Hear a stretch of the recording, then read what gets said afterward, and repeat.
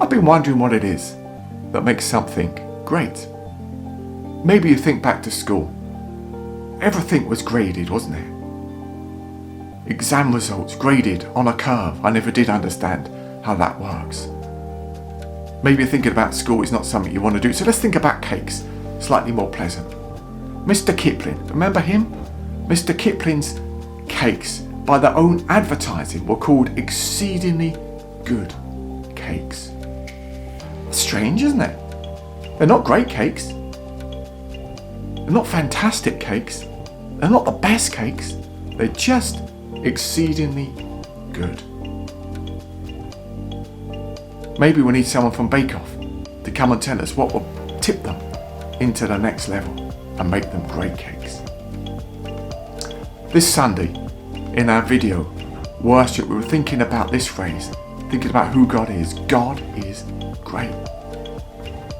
And we were talking about how God is strong and God is powerful. God is omnipotent, to use a word that's sometimes used, which means all powerful. He can do whatever he wants. But if he's like that raises questions for us, doesn't it? Especially at a time like this. If God is so powerful, if God is great, and God is love, as we thought about a couple of weeks ago, why doesn't he do something?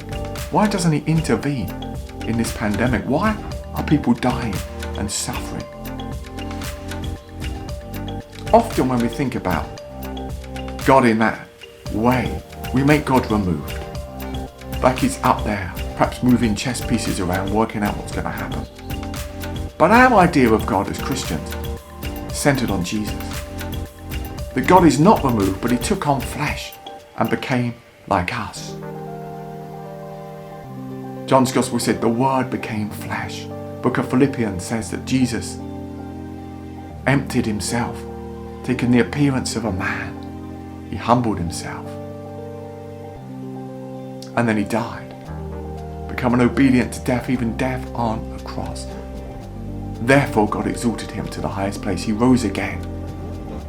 In other words, when we talk about God as great, he's not distant. He's not removed from suffering. But he came and he knows suffering. And he suffered and died. But he conquered death and rose again. That's who God is. He's not removed.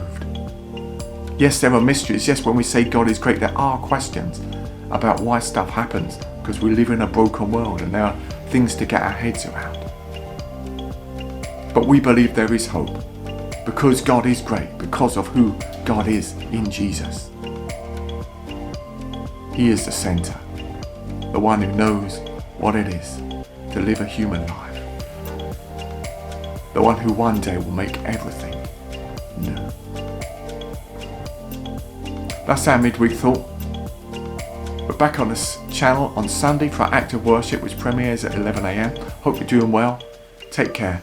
God bless.